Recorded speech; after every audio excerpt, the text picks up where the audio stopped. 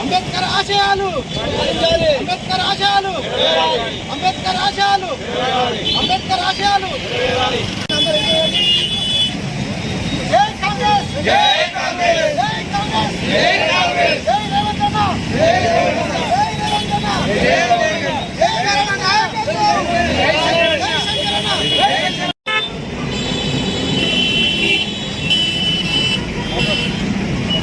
జై కాంగ్రెస్ జై కాంగ్రెస్। ఈ రోజు మా తెలంగాణలో మన కోసము బీసీల కోసము తక్కువ కులాలు వెనుకబడ్డ కులాల కోసము ఈరోజు మన రేవంత్ అన్న మన సీఎం ఉన్నందుకు మన మహబూబ్నగర్ డిస్టిక్ మన సీఎం ఉన్నందుకు మనకు ఎంతో గౌరవకరము।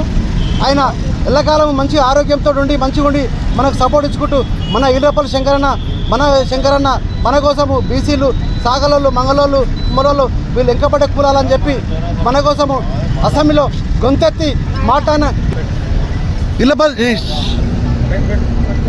శంకరన్నకు ధన్యవాదాలు। మరి ఇంకా ఎన్నో అవకాశాలు మాకు ఇంకా చాలా వెనుకబడ్డాము మన మంగళలకు, ఎందుకంటే ఈరోజు ఈ కుల వృత్తి చేసుకొని బతకలేకపోతున్నాము మేము। మా వృత్తికి మాకే సపోర్ట్ లేదు। ఎవరెవరు వచ్చి షాపులు పెడుతుర్రు, పెద్ద పెద్ద మాల్లు పెడుతుర్రు, అట్లా రిలయన్స్ వాళ్ళను పెడితే ఇప్పుడు ఇంతకుముందు ఆపినాము।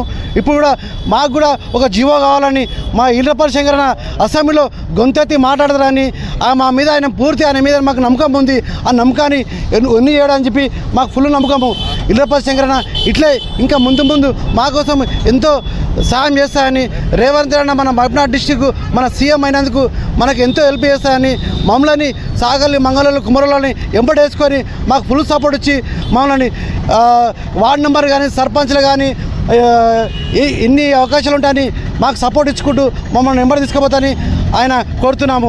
ఆయన ఇళ్ళపల్లి శంకరన్న ఆరోగ్యంతో మంచిగా ఉండి మా కోసం తక్కువ కులాల కోసం మా బీసీల కోసం ఇంకా ఎన్నో గొంతెత్తి మాట్లాడాలని మేము కోరుతూ ఆయనకు ధన్యవాదాలు చెప్తున్నాము। నాయబ్రాహ్మణ్ నుంచి షాద్నగర్ నాయబ్రాహ్మణ శివ సంఘం నుంచి మేము ఆయనకి ఎప్పుడు ఎల్లకాలము ఆయన నెంబడి ఉండి ఆయన ఎందుకు ఉండి ఆయన కోసం మేము ఏమైనా చేయడానికి సిద్ధంగా ఉన్నాం। జై కాంగ్రెస్। మన నాయి బ్రాహ్మణులు రజకులు మరి కంకురెద్దులని తర్వాత అదేవిధంగా చాకలి మంగలి కుమ్మరి వడ్రాంగి మిగతా ఇన్ని కులాలకు సంబంధించినటువంటి విషయాలను అసెంబ్లీలో లేవనెత్తినటువంటి మన వీర్లపల్లి శంకరన్న గారికి ముఖ్యంగా ధన్యవాదాలు। ఎందుకంటే గతంలో ఏ ప్రభుత్వం కూడా అసెంబ్లీలో మన కులాల గురించి ఎవరు కూడా ప్రస్తావన చేయలేదు। మరి ఈనాడు మన నాయి బ్రాహ్మణుల గురించి కానీ రజకుల గురించి కానీ అన్నగారు అన్ని విధాల అక్కడ చర్చించడం జరిగింది। ఇంకా మనకు ఇప్పటి వరకు కూడా ఒక జీవో అంటూ లేదు। మన పక్కల ఆంధ్రలో మనకు ఒక నాయి బ్రాహ్మణులకు ఒక జీవో అంటూ ఉన్నది।